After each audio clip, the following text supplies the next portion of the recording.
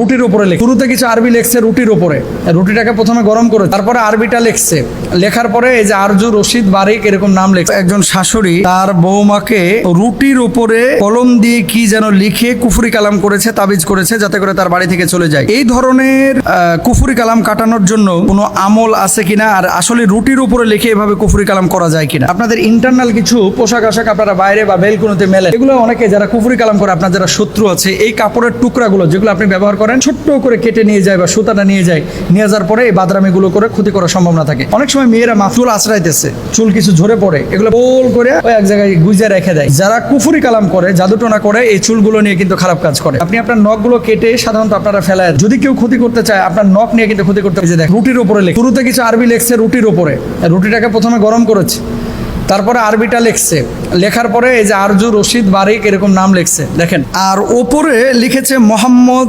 আহমদ এরকম কি যেন আরবি সংখ্যা স্পষ্ট করে লেখে নাই। বাংলাদেশে এই ধরনের কাজ যারা করে, বুঝে শুনে কেউ যদি কুফরি কালাম করে, ওর ইমান থাকবে না, ও কাফের হয়ে যাবে। জোরে বলেন একবার নাউজুবিল্লাহ। এখন শাশুড়ি করুক আর শ্বশুর করুক, এই কাজগুলো যারা করে এরা মুসলমান না, প্রকৃত মুসলমান না, এটা হারাম। আল্লাহর হাবিব সাল্লাল্লাহু আলাইহি ওয়াসাল্লাম নিষেধ করেছেন। আল্লাহর হাবিব সাল্লাল্লাহু আলাইহি ওয়াসাল্লাম বলেছেন, 4 শ্রেণীর মানুষকে আল্লাহ সুবহানাহু ওয়া তাআলা বিনা হিসেবে জান্নাতে দাখিল করবেন ঈমান আনার পরে। যারা গণকের কাছে যায় না, যারা জ্যোতিষীর কাছে যায় না, এই ধরনের কুফরি কালাম করে না, যারা অশুভ লক্ষণ বিশ্বাস করে না, যারা দাগ কেটে চিকিৎসা গ্রহণ করে না, যারা আল্লাহর উপরে তাওয়াক্কুল করে, ওয়ালা রব্বিহিম ইয়াতাওয়াক্কালুন, স্পষ্টভাবে আল্লাহর হাবিব বলেছেন। এখন রুটির উপরে এভাবে লিখে কোনো শাশুড়ি যদি কোনো বৌমার ক্ষতি করতে চায়, অনেক সময় বৌমারা শাশুড়ির ক্ষতি করতে চায়, অনেক সময় শাশুড়ি বৌমার ক্ষতি করতে চায়, কুফরি কালাম করে, তাবিজ কবজ করে, এগুলো তাবিজ নিয়ে এসে, মিষ্টি পড়া নিয়ে এসে তার ক্ষতি করতে চায়। যারা এই কাজগুলো করবে, এই মানুষগুলো টুডে টুমোরো যদিও তার ক্ষতি করবে, তারা নিজেরাও ধরা খাবে। আপনাকে একদিন মরতে হবে না? তাহলে এখন করণীয় কী? যদি স্পষ্টভাবে শাশুড়ি করেছে কথাটা, এই কাজটা যদি এটা ধরা পড়ে, তাহলে শাশুড়িকে আইনের আশ্রয় নিতে হবে, শাশুড়িকে শাসন করতে হবে আইনের মাধ্যমে। আপনি নিজে মায়ের আবার থোতা ফসকা ফেলেন না, এটা জায়েজ না আপনার জন্য। আপনি যারা বিচারক তাদের হাতে তাকে তুলে দেবেন, পুলিশের হাতে তুলে দেন। 2 নম্বরে, এই ধরনের কাজ যেহেতু ধরা পড়ে গেছে, সেহেতু ওই রুটিটা আপনি ছিঁড়ে এটা আগুনে পুড়ায় ফেলেন অথবা এটা নদীতে ফেলায় দেন, এটা না খাওয়াই ভালো।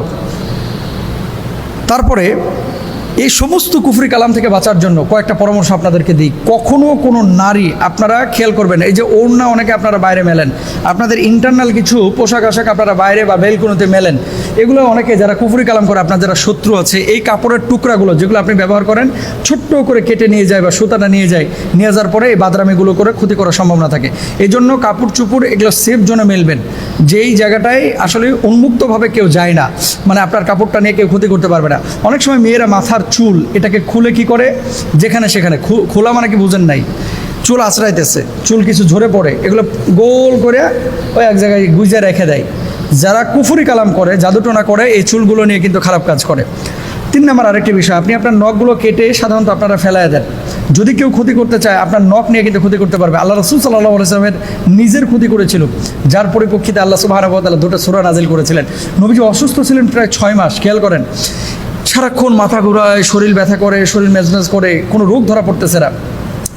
ওহী মারফত আল্লাহ তাআলা জানিয়েছিলেন যে আপনাকে এরকম জাদু করা হয়েছে।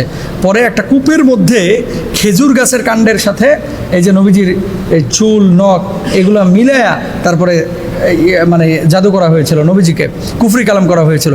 এরপরে নবীজি অসুস্থ হয়েছিলেন, আল্লাহ সুবহানাহু ওয়া তাআলা 2টা সূরা নাজিল করলেন। 1 নম্বর কি?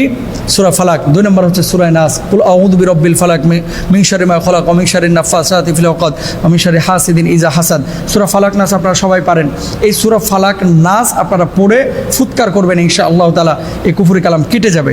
আর ঘরের মধ্যে কোনো তাবিজ কবজ যদি পান, এই তাবিজ কবজগুলো সাধারণত সাথে সাথে পুড়ায় ফেলবেন অথবা নদীতে ফেলায় দেবেন। আর অথবা কোনো স্কলারকে দেখাবেন যে আসলে এটা কিসের, যারা রাকি, যারা রুকিয়ে নিয়ে কাজ করে, এদেরকে দেখাবেন। পুত পবিত্র থাকবেন এবং কেউ কারো ক্ষতি করার চেষ্টা করবেন না। বাসার মধ্যে সূরা বাকারা যত পারেন অডিও আকারে চালিয়ে রাখবেন। তারপরে আয়াতুল কুরসি পড়ে বুকে ফুৎকার দিবেন, সূরা ফাতিহা, সূরা ফালাক, নাস এগুলো পড়ে 4 কুল পড়ে বুকে ফুৎকার দিবেন। পুত পবিত্র জীবনযাপন করবেন, ওযু অবস্থায় থাকবেন, 5 ওয়াক্ত নামাজ পড়বেন। ইনশাআল্লাহ কেউ আপনার ক্ষতি করতে পারবে না। আল্লাহ তাআলা আমাদেরকে বোঝার তৌফিক দান করুন।